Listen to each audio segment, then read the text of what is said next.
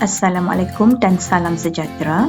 Pada hari ini kita akan belajar bab 2, subtopik 2.2 dengan tajuk penawaran. Objektif pengajaran pada hari ini adalah A. Mentakrifkan penawaran, B. Menerangkan jadual dan kelok penawaran firma, C. Menerangkan hukum penawaran, D. Menerangkan fungsi dan persamaan penawaran, dan E. Membentuk kelok penawaran pasaran. Teori penawaran. Apakah maksud penawaran? Penawaran ialah jumlah kuantiti barang dan perkhidmatan yang sanggup dikeluarkan oleh pengeluar untuk dijual pada suatu tingkat harga dalam jangka masa tertentu. Jadual di bawah menunjukkan jadual penawaran. Daripada jadual penawaran akan membentuk kelok penawaran. Jadual penawaran adalah jadual yang menunjukkan hubungan antara harga sesuatu barang dengan kuantiti yang ditawarkan oleh sesebuah firma terhadap sesuatu barang. Terdapat 4 keadaan dengan pelbagai tingkat harga dan jumlah kuantiti yang ditawarkan. Pada titik A, harga asal RM1 dan kuantiti yang ditawarkan asal 5 unit. Apabila harga naik dari RM1 kepada RM2, ini menyebabkan kuantiti ditawar meningkat dari 5 unit kepada 10 unit. Berlaku pergerakan titik A ke B.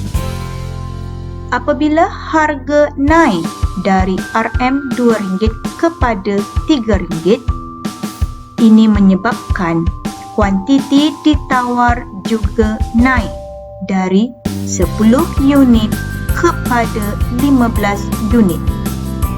Berlaku pergerakan titik B ke C. Dan sebaliknya, apabila harga turun dari RM3 kepada RM2, menyebabkan kuantiti ditawar berkurang dari pada 15 unit ke 10 unit. Ini menunjukkan berlakunya hubungan langsung antara harga dengan kuantiti yang ditawarkan.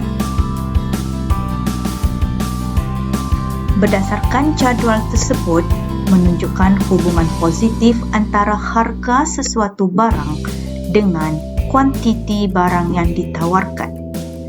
Semakin rendah harga sesuatu barang, semakin kurang kuantiti barang yang ditawarkan, dan sebaliknya, semakin tinggi harga sesuatu barang, semakin banyak kuantiti barang yang ditawarkan. Berdasarkan jadual tersebut, maka kelok penawaran dapat dilukis seperti berikut. Ini merupakan kelok penawaran, di mana paksi menegak merujuk kepada harga dan paksi mendatar merujuk kepada kuantiti ditawar. Harga asal RM1 dan kuantiti ditawar asal 5 unit pada titik A. Apabila harga naik dari RM1 kepada RM2, menyebabkan kuantiti ditawar juga meningkat dari 5 unit kepada 10 unit. Maka berlakulah pergerakan titik A ke B. Dan seterusnya, apabila harga naik dari RM2 kepada RM3. Ini menyebabkan kuantiti ditawar bertambah dari 10 unit kepada 15 unit. Berlakulah pergerakan titik B ke C. Dengan menyambungkan titik A, B, C, maka terbentuklah satu garis lurus mencerun ke atas dari kiri ke kanan yang dikenali sebagai kelok penawaran. Kelok penawaran ditakdirkan sebagai kelok yang menunjukkan kuantiti yang ditawarkan oleh seseorang pengeluar pada pelbagai tingkat harga. Kelok penawaran bercerun positif. Ini menunjukkan hubungan positif antara harga sesuatu barang dengan kuantiti barang yang ditawarkan. Dan kelok penawaran mencerun ke atas dari kiri ke kanan. Fungsi dan persamaan penawaran. Persamaan penawaran menunjukkan hubungan antara tingkat harga dan kuantiti yang ditawarkan. Fungsi di bawah merujuk kepada fungsi penawaran iaitu QS sama dengan A tambah B, P. QS merujuk kepada kuantiti ditawar, A pemalar yang menunjukkan kuantiti ditawar pada harga kosong, B kecerunan kelok penawaran dan P adalah harga. Pada harga asal RM2, kuantiti barang X yang ditawarkan ialah 8 unit. Apabila harga naik kepada RM4, kuantiti yang ditawarkan meningkat kepada 12 unit. Terbitkan fungsi penawaran bagi barang X. QS sama dengan A tambah B, P adalah fungsi penawaran. Langkah pertama, tentukan harga asal RM2 dan kuantiti ditawar asal 8 unit. Dan harga baru adalah RM4 dan kuantiti ditawar baru adalah 12 unit. Seterusnya, kita akan menghitung nilai B. B sama dengan perubahan kuantiti ditawar bahagi dengan perubahan harga, iaitu 12 tolak 8 bahagi 4 tolak 2. Maka nilai B adalah 2. Gantikan nilai B tadi dalam mana-mana persamaan.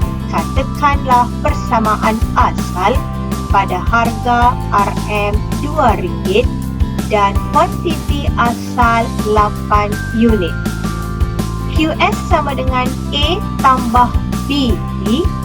Gantikan QS sama dengan 8 unit dan P sama dengan RM2 dan 2 adalah nilai B.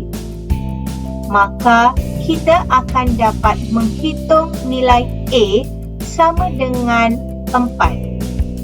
Maka fungsi penawaran yang lengkap ialah QS sama dengan 4 tambah 4P.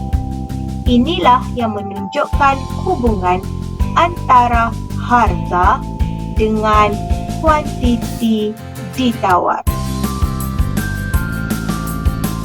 Hukum penawaran. Hukum penawaran menerangkan hubungan antara harga dengan kuantiti ditawar adalah berhubung langsung. Ini bermaksud apabila harga sesuatu barang meningkat, maka kuantiti ditawar juga akan meningkat.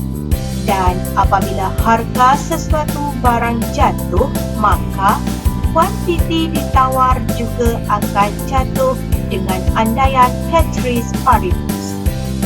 Ceteris paribus ialah faktor-faktor lain selain harga barang itu sendiri diandaikan tidak berubah, malar ataupun tetap. Hukum ini menunjukkan wujudnya hubungan langsung antara tingkat harga dengan kuantiti ditawar. Ini disebabkan harga yang tinggi memberi keuntungan yang lebih kepada pengeluar. Maka, pengeluar akan menawarkan lebih banyak barang. Harga yang tinggi menyebabkan pengeluar berpendapat bahawa barang tersebut sangat diminta oleh pengguna, tetapi penawarannya kurang di pasaran. Dan pengeluar akan menambahkan penawaran untuk memenuhi permintaan. Penawaran pasaran. Apakah maksud penawaran firma? Bermaksud penawaran sesuatu barang dan perkhidmatan oleh sebuah firma pada tingkat harga tertentu dalam jangka masa tertentu. Manakala, apakah maksud penawaran pasaran?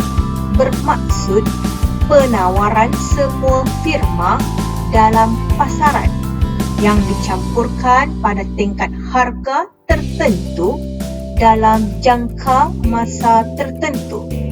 Perbezaan definisi ini merujuk kepada sebuah firma merupakan penawaran firma, manakala semua firma dalam pasaran merujuk kepada penawaran pasaran. Jadual penawaran firma. Jadual penawaran firma menunjukkan hubungan antara harga dengan kuantiti yang ditawarkan oleh sesebuah firma bagi sesuatu barang. Berdasarkan jadual penawaran firma tadi, maka keluk penawaran firma dapat dibentuk seperti berikut.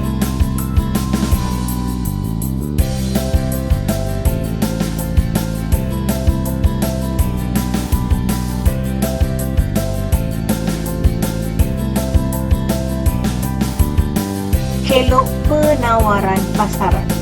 Kelok penawaran pasaran dibentuk dengan menjumlahkan kelok penawaran semua firma dalam pasaran secara mendata seperti jadual di bawah. Terdapat 4 keadaan A, B, C dan D pada pelbagai tingkat harga. Kuantiti ditawar firma A, kuantiti ditawar firma B. Untuk memperoleh nilai penawaran pasaran, perlu menjumlahkan kuantiti ditawar firma A dengan kuantiti ditawar firma B pada tingkat harga yang sama. Contohnya, pada titik B, harga Rm RM3. Untuk memperoleh nilai penawaran pasaran, perlu menjumlahkan kuantiti firma A 5 unit dan kuantiti firma B 10 unit secara mendata. Maka kita akan memperoleh nilai penawaran pasaran sebanyak 15 unit.